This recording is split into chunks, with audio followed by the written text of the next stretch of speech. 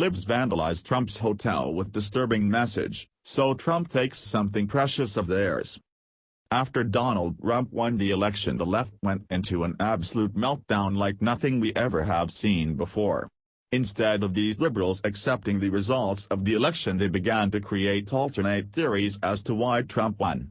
One of those theories is the Russian collusion narrative that the mainstream media, Hillary Clinton, and rabid leftists have clung to in last-ditch attempt to impeach President Trump. For months they have beat this drum harder than a Keith the Moon drum solo. However, nothing has ever come of it.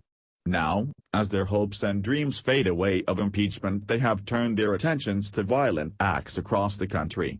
These out-left thugs have taken to destroying Civil War monuments, vandalizing property, and attacking Trump supporters to a bloody pulp.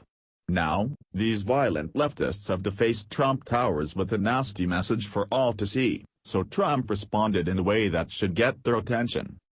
It is one thing to protest and voice your concerns against the government, but it is quite another to spread lies because you just don't like their policies.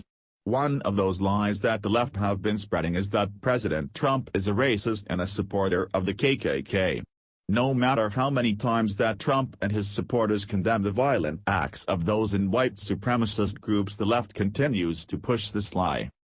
Last night, these rabid liberals took it to a whole new level in their insane protests against President Trump, by posting this disgusting message on Trump Towers.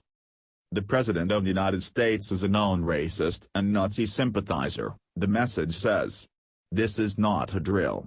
We are all responsible to stand up and end white supremacy. #resist. A liberal rag entitled The Opposition Report reported on this vandalism, and instead of condemning this they, of course, praised it. This message, while accurate, is not entirely fair to Mr. Trump. It completely fails to give him credit for being a misogynist, a traitor to the country, for being a creepy old man who by his own admission wants to have sex with his daughter, and for having the most horrifying dead eyes ever stuck in a human being's skull. At this point, there is no question that Donald Trump is bad for America. Even Republicans are beginning to admit it. Now it's time for them to take action to remove him from office before it's too late.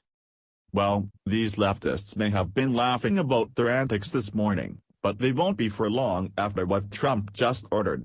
The Department of Justice has now issued a search warrant to the web host provider Dramos, demanding the IP addresses of those connected to an anti-Trump website. Of course, the web host is pushing back, saying that it goes against free speech, but they fail to miss one important fact.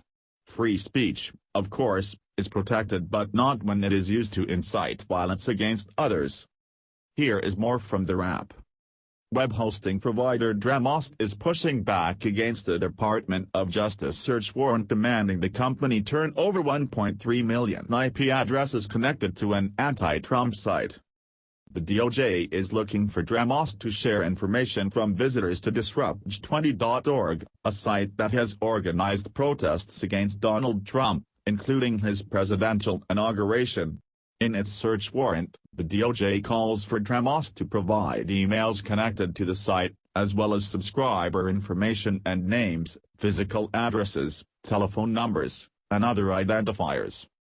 Dramos' general counsel, Chris Gazarian, said in a blog post that he's taken issue with the search warrant for being a highly untargeted demand that chills free association and the right of free speech afforded by the Constitution.